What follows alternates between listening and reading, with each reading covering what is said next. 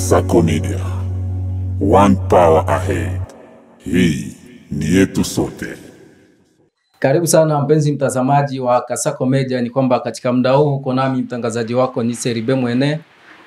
Niko na wachambuzi wenzangu hapa pamoja na kocha ambaye tumemwalika katika kipindi cha Sport Zone.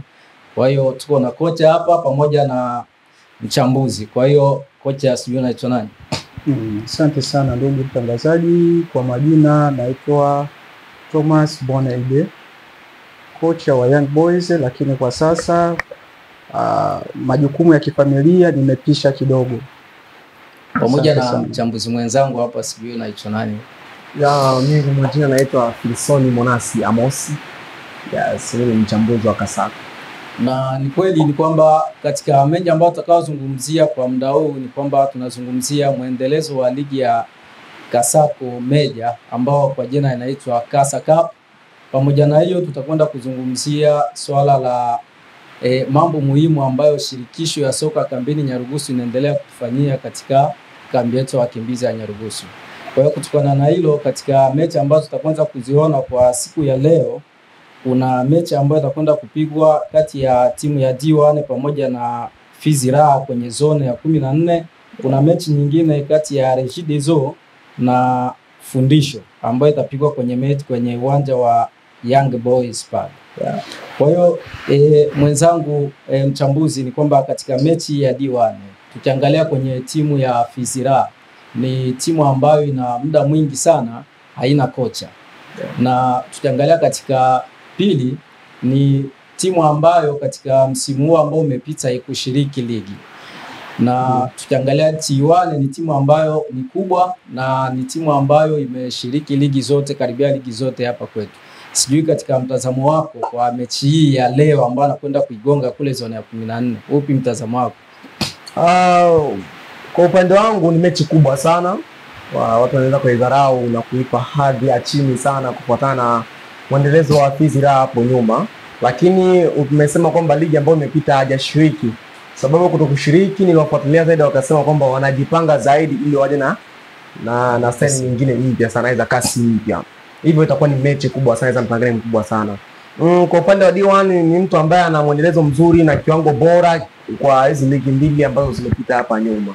Ukiangalia katika ligi ambayo imepita hapa, tumeacha jana tu hapo, amefika sehemu nzuri pia ya kupewa pongezi.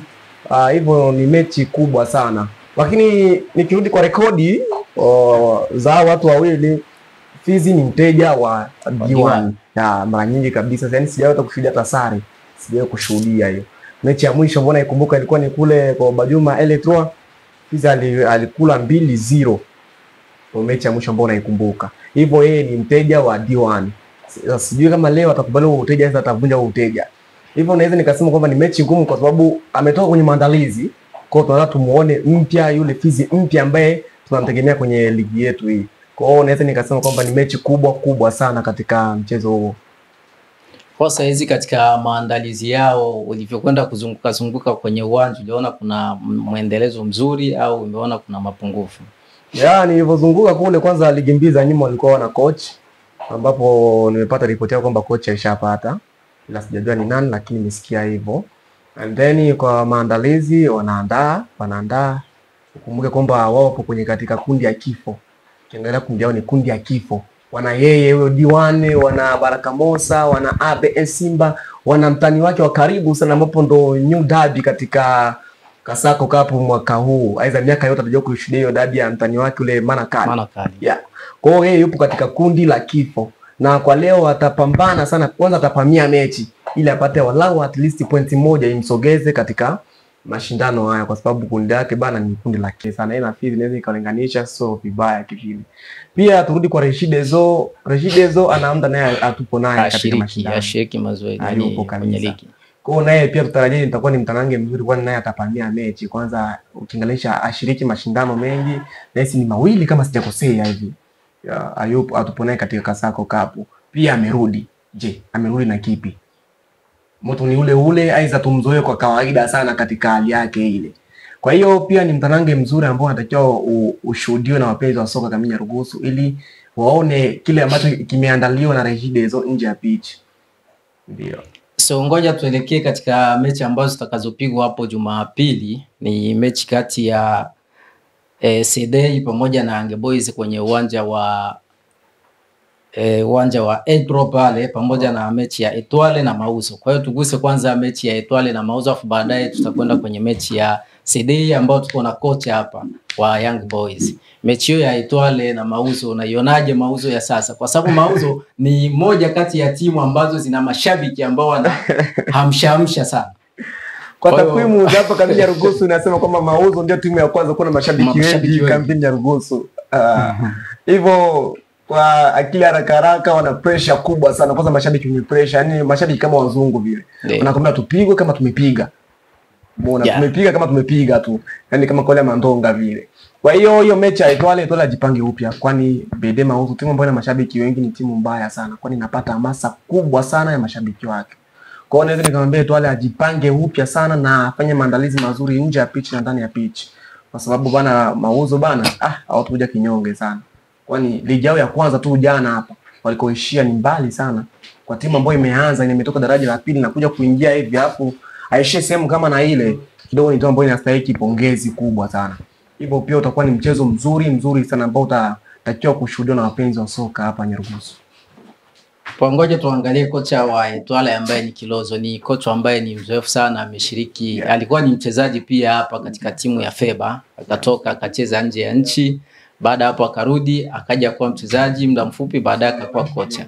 Ni mafanikio yapi ambayo ashatoa pale kwenye Etoile, kwa sababu ni kocha ambaye hawataki kumtoa? Unajua kocha bana na mengi sana kwenye timu, na kumbuka kuna kocha wa Atletico de Madrid Diego Simeone. Akosi takriban miaka 20 na kama mshinda kwa 15 sio kwenye timu yake. Ujiulizi hivi anawafaidisha nini wa Atletico mpaka wasimtoe? Kwa hiyo ipo sana katika timu. Pia tunarudi kwenye Etoile, kocha ana faida kubwa sana mpaka wasimtoe. Tukuta amewaisha sehemu ambayo ni nusu finali, wanashukuru na hiyo, narudi nyumbani tujipange upya. Kwa hiyo pale wanampenda kwa sababu pia ni mpenzi wa wachezaji. Ndio sababu kubwa ya kocha kupendwa. Kwa hiyo pia kesho tuna El Clasico. Kati ya timu ya Young Boys pamoja na Sedei Boys derby. Yaani hiyo ni derby ambayo tunayo kesho na ambayo itakuwa na mashabiki wengi kambini Nyarugusu. Kwa labda tumuulize kocha, unajipangaje kuhusiana na mechi ya kesho? Sawa ndugu mtangazaji, nafikiri kwamba ni kweli mchezo wa kesho ni mchezo mgumu. Ndio. Na kambi nzima na wafuasi wapenzi wote wa mpira wa kambini wanajua kwamba Young Boys Sedei wakikutana panakuwa patoshi. Na kama nilivyozungumza mwanzoni, kwa sasa hivi siwezi kuzungumzia sana swala la maandalizi kiukweli, kwa sababu nina muda sipo kambini.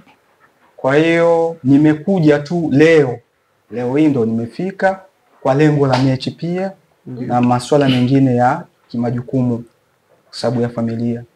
Lakini pamoja na hiyo niko mbali, lakini tuko pamoja na timu. Najua maandalizi ni mazuri, pamoja na kwamba kuna changamoto za wachezaji kama tunavyojua, usafiri wa wachezaji kwenda nje ya nchi. Lakini jitihada zinafanyika kuhakikisha kwamba zile nafasi zimechukuliwa au zimezibwa. Kwa hiyo naamini kuwa mchezo wa kesho utakuwa ni mchezo mgumu na wa ushindani. Kwa tuambiaje katika mechi ya kesho, mchezaji Sefu namba 6 wako yule atakuwepo? Kwa wachezaji ambao niliopewa ripoti ambao wapo ndani ya kambi kwa sasa, wote wapo vizuri na wameandaa vizuri. Kwa hiyo hamna mchezaji yeyote ambaye yupo ambaye hata kuwepo kesho. Labda itokee kama binadamu. Likitokea la kutokea, lakini kwa sasa hivi maandalizi yapo na amejiandaa vizuri. Kochi, umesema kwamba una muda kidogo haupo pamoja na timu yako ndio umerejea kwa sababu ya mchezo. Kwanza ninakupa pongezi sana kwa sababu amekuamini kwa kiwango kikubwa na mpaka amekurudisha ili uwe pamoja nao katika mchezo wa kesho. Lakini kwa Leo huoni kama inaweza ikawa ni sababu moja wapo ya wewe kupoteza mchezo kwa sababu haukuwa pamoja na wachezaji wako kwa muda mrefu? Ndio, naamini hicho na kutokuwa kwangu sio kwamba timu haikuwa na kocha. Ndio. Makocha wapo Yes. Na timu ilikuwa inaendeshwa vizuri kimazoezi, lakini mimi nimekuja kama kuja kutoa support kwa sababu wale ni wachezaji, na ukiangalia Young Boys kwa sasa wachezaji ambao walioko pale ni wachezaji ambao mimi nimewachukua kwa muda wangu baada ya kuwa kocha wa Young Boys. Ni mimi ambaye nimewaleta pale, wakina Pascal Ramos yule, wakina beki huyu Chelo, naweza kuwahesabu ni wengi. Ni wachezaji ambao nimewatengeneza mimi kwa weka pale Young Boys. Kwa hiyo kuwepo kwangu kunawapa hamasa. Na hiyo ndio sababu kubwa ya mimi kuja kwenye mchezo huu. Ni moja tu ya kuweka hamasa. Lakini kwa upande wa teknike wapo makocha ambao waliandaa na ambao watasimamia. Yes, tunajua sisi coach mkuu mmoja ndio ambaye anapanga listi yake, by the way anaweza kashirikisha captain aidha makocha wenzake ili waeneze kupanga hiyo listi yao. Lakini mechi ya kesho ambayo ni derby inaitwa Boys Derby, wewe ndio utachukua sifa kupanga kikosi. Sasa kuna watu utawaachia hayo mambo hayotokuhusu kwa sababu ulikuwa nje ya nchi? Nadhani kwamba mimi ni mwalimu na nimepitia elimu ya FIFA coaching. Ninajua mwalimu maandalizi yakoje wakati unaelekea kwenye mchezo. Na tukirudi nyuma, nimesema mimi nimekuja kwa lengo moja tu. Nimekuja kutoa hamasa, ile support. Sababu uwepo wangu kidogo wachezaji wanapata nguvu kidogo. Lakini kwa swala la kusema kwamba niingie kwenye masuala ya upangaji wa list, hapana, siwezi kufanya hivyo kwa sababu mimi ni mwalimu ambaye nimefunzwa. Na siwezi kufika maeneo kama hayo, hapana. Naweza nikatoa ushauri, tena sio kwa wakati wa kupanga list kwa sababu sikuandaa, sijaona mazoezi. Ila naweza nikatoa ushauri kwa mfano kwenye mapumziko, kile ambacho nakiona kuweza kuwasaidia au kuwasaisha, lakini siwezi kuhusika kwenye swala la upangaji. Coach, kuelekea kwenye Boys Derby, unahisi ni kiwango kipi timu pinzani na washinda? Mimi nafikiri kwamba Young Boys na CD3 ukiangalia ni timu ambazo kila wakati wakikutana au tukikutana huwa tutoi draw. Ni lazima ushindi apatikane kwenye game hiyo. Na nikikumbuka haraka kwa kipindi changu mimi ambacho mimi muda wote huo nilikuwa nipo na timu, nimecheza na CD3 mechi hizi mbili, ambayo moja ilikuwa ni mechi ya Amico na moja ilikuwa ni mechi ya ligi ambayo niliwafunga kule ile ya 3 kwa goli la J mdogo wake na Kiblen. Yes, na mechi nyingine moja tulikutana nao kwenye uwanja wa Burundi zone ya 9 kule zone ya 9, nikawa nimewafunga. Kwa hiyo kwa mechi zangu mimi ambazo nilikuwa niko na timu nimecheza nao mara mbili na nikawashinda zote. Lakini tukirudi hapo nyuma, nakumbuka, siwezi kukumbuka moja kwa moja, lakini labda nikumbuka kile ambacho kitakuja kwenye ufahamu sasa hivi. Nakumbuka tukianzia ligi kuu ile wakati bado sisi tunacheza. Baada ya CD3 kutufunga kwenye ligi kuu, walitufunga nje ndani tuseme. Ndio. Mchezo wa kwanza walitufunga 2-0. Wa kwanza walitufunga 3-0. Ndio. Wa pili wakatufunga 2-0. Na baada ya hapo nadhani kila ligi kama sio ligi 3 basi zitakuwa ni 4 ambazo tulikuwa tunakutana nao na tulikuwa tunawashinda. Tulikuwa tunawashinda. Lakini ilikuja hapa sijui ni kama miaka miwili tena imepita, kuna mechi nyingine ambayo wenyewe walitushinda kwenye uwanja wa zone ya 9 wakiwa na jezi ya Lala Salama. Jezi yao walitupiga kabisa dakika za mwishoni za jioni kabisa za Lala Salama. Yes, sababu walikuwa wametufunga goli la kwanza tukarudisha kipindi cha pili.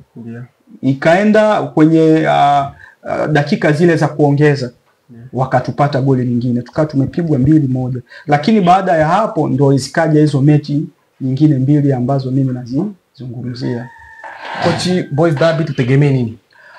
Kwa mchezo wa kesho naamini kuwa mchezo utakuwa mzuri, na kwa upande wetu sisi kama sisi tumejiandaa kuhakikisha kwamba kesho tunapata zile alama 3. Kwa hiyo kwa upande wetu tunategemea kufanya vizuri, lakini kisoka na kama wanasoka tunaamini chochote kinaweza kutokea. Lakini tunaamini kwamba na sisi pia tumejipanga kwa ajili ya ushindi wa kesho. Kwa hiyo kocha, nimejaribu kuongea na kocha ambaye ni Makuchali, kocha wa CD3. Amesema kwamba siku ya kesho tumeongea leo. Hapa nikimnukuu amesema kwamba lazima ushindi uwe mkononi mwake. Sio hata hiari. Pia sikuishia hapo, nijaribu kuongea na Mourinho pia naye akasema mimi hapa lazima niongeze kichapo. Kwa sababu kwamba rekodi naishikilia mimi na nitaendelea kuishikilia kama alivyosema Mourinho. Na toke hapa moja kwa moja tuelekee kwenye mambo muhimu ambayo shirikisho la soka kambini Nyarugusu linaendelea kutufanyia sisi kama wanasoka, ikiwemo timu pamoja na idara zingine, ambalo ni shirikisho ya Abbé Mayele Kinwa. Tukiangalia kwenye kadhi kubwa ambayo amekwenda kutufanyia ni viwanja vyetu kwenda kutambulika kwanza kambini Nyarugusu na kuchorwa kuweka kwenye vipimo sahihi na kuviboresha. Hiyo inakupa picha gani kocha kuhusiana na uboreshaji wa viwanja? Ndio, mimi kwanza tu labda nimpongeze Kinwa kwa kazi anayoifanya. Kiukweli hakuna binadamu anayekosa mapungufu. Huwezi kukosa mapungufu, lakini kwa kiwango kikubwa Kinwa ameboresha michezo hapa kwetu kambini, kwa sababu tuliishi hapa miaka ya kutosha. Tulikuwa tuoni ligi za wanawake, tulikuwa tuoni kwamba kuna ligi ya daraja la 3, lakini kwa sasa hivi nafikiri kuna ligi, sasa hivi nasikia kuna ligi daraja karibia 4 ninavyosikia ambazo zinaandaliwa. Kwa hiyo ni sehemu kubwa ambayo ukiangalia kama mwanamichezo utaona kabisa ni mtu ambaye ametusogeza. Vile vile ni mtu ambaye kimichezo anajua ni kitu gani anachokifanya, kwa sababu anafanya vitu ambavyo viko kwenye elimu ya soka. Hafanyi kitu kwa kubahatisha. Anafanya kitu ambacho anajua anafanya nini, alafu ni vitu ambavyo viko kwenye utaalamu wa kisoka. Kwa hiyo ni mtu ambaye kwa namna moja ama nyingine ametoa mchango mkubwa sana kuhakikisha kwamba soka ya kambini inapiga hatua, imeinuka. Na maana mnatupeleka katika soka ya kimataifa. Tuangalie sasa hizi marefari wetu siku hizi wanapendeza. Ukimwangalia kuna utofauti na refari wa New Camp. Kwa sababu kwamba marefari wetu wanatumia vifaa vya kisasa vya mawasiliano kambini Nyarugusu. Vinatusaidia nini kama wachezaji pale uwanjani? Ndio, mimi kwanza nichukue nafasi hii kuweza kumshukuru au kuwashukuru wadhamini Kasako, kwa sababu hizo taarifa nilizipata nikiwa huko nje ya kambi na nikaona kwenye simu yangu, kwa sababu picha zilitumwa pia. Kwa hiyo mimi niseme ndio mpira wa kisasa na ni kitu cha kujivunia sana, kwa sababu kuwa na mawasiliano kwenye mchezo vile ni vitu ambavyo hata sehemu zingine ambazo kuna hatua kubwa kuliko sisi kwenye soka hawana vitendea kazi kama vile. Kwa hiyo ni kitu kimoja cha kuweza kujivunia, kwa sababu ile inasaidia kwa namna moja ama nyingine muamuzi kuweza kuwa na maamuzi ya haraka, kwa sababu ni binadamu ambaye kuna kitu ambacho kinaweza kikapitika asione, lakini kupitia yale ni mawasiliano anaweza akaambiwa na mtu ambaye yuko mezani au akaambiwa na L1 au L2 na akafanya action. Kwa hiyo ni kitu kikubwa cha kuweza kuwapongeza wadhamini wetu kwa kile ambacho walikwenda kukifanya. Na mimi nitie neno hapo ni kwamba soka la kambini limeendelea, limepiga hatua kiukweli. Kwa sababu tukirudi nyuma hapo kuna ligi nyingi zimechezwa lakini hazijaisha. Zimeishia kati. Tutakuta wamepigana vurugu kadhaa, ligi imetamatika hivi. Lakini ligi yetu bana ya ambayo anaanzisha Kinwa na kwambia bana friend bana hii inaisha. Iwe nini, iwe mvua, iwe jua, hii inaisha. And then uboreshaji umekuwa ni mkubwa sana katika ligi yetu, mkubwa sana. Yaani uje uangalie katika hatua ya maongezi uwanjani. Katika ligi zingine Afrika havipo.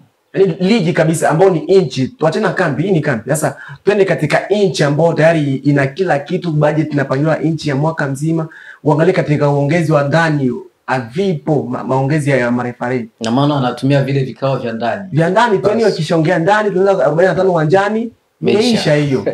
Lakini kwetu huku mchezaji akifanya kosa huko anaambiwa na mwamuzi sana kujipongeza hapa kambini. Sana yes. Sana tumeimprove sana. Na ripoti kidogo hapa kwamba jamaa msema kuna ripoti kuhusu kimataifa ni kwamba jana kulikuwa michezo mingi mchujo wa kwenda World Cup kule Amerika na Canada kama sijakosea, nchi 3 kama sijakosea, ambapo jana kulipigwa michezo mingi, la mimi nitagusia grupu B, mchezo wa Morocco dhidi ya Niger kimkaribisha Morocco. Mchezo huo utamatika Morocco amekanyaga 2-1, ambapo Morocco ametokea nyuma, alipigwa goli ndio akagomboa na akajaza nyingine. Unahisi mechi hiyo inaweza ikawa ni mafunzo kwa Tanzania katika kundi hilo? Ndiyo, kwa sababu kwamba kwanza Tanzania viwango vyake vya soka vipo chini. Yes, ukilinganisha kundi aliomo ni kundi ambalo lipo juu, kwa sababu Morocco ni timu kubwa. Kiangalia Morocco akipiga na Tanzania, I said yoyote yale yatatokea. Lakini cha kwamba ni soka, lakini kwa 60% zinaenda kwa Morocco kwanza. Afu yakitokea mengine ndo watu watasema, lakini kwamba inatakiwa Morocco na Tanzania wajiandae vya kutosha kimazoezi ili waweze kufuzu. Naam, hapo Tanzania ni kwamba kwenye kundi lake tayari imebaki timu hizo 4. Ya mnao Tanzania, Niger, Morocco, na Zambia 4. Kutaki kupite mmoja. Unahisi kochi Tanzania akafanya improve aweza kapita kwenye kundi hilo? Hilo kundi ni ngumu. Ndio. Hilo kundi ni ngumu, lakini kadri siku zinavyokwenda Tanzania pia viwango vyao kidogo vinapanda, kwa sababu kinachosababisha kiwango cha timu, hata timu ya taifa kisogee mbele kidogo, kitu cha kwanza ni ligi ya ndani kwanza. Na ukiangalia Tanzania wanategemea ligi ya ndani kwa sababu ndio ligi ambayo inazalisha wachezaji mpaka timu ya taifa. Na ukiangalia ligi ya Tanzania kwa sasa inacheza nafasi ya 6, ya 4. Ligi ya Tanzania kwa ubora sasa, kwa ubora ni ligi namba 4 kwa sasa. Yaani kuna muda inakuwa ni ya 4, kuna muda tena inateremka inapanda kidogo na kufika ya 6 yani. Lakini pamoja na hiyo kwa nafasi ya 6 ndani ya bara la Afrika ni sehemu nzuri. Kwa hiyo ni picha moja ambayo inaonyesha kuwa timu ya taifa kidogo inasogea. Ni kitu tu cha kujiandaa na kujituma, kwa sababu kundi ni ngumu. Sababu mbele ya Zambia ambao ni wazoefu na pia wana wachezaji wazuri. Tanzania wanategemea sana wachezaji ambao wanapiga ligi hapa. Zambia wana wachezaji wengi ambao wako nje. Ukiaje Morocco ndio timu ambayo kila mtu anaipa nafasi sasa kuliko timu zote. Kwa hiyo utakuja kuona kwamba Tanzania ni timu ambayo iko kwenye kundi ngumu ambalo linatakiwa waongeze bidii na juhudi kubwa.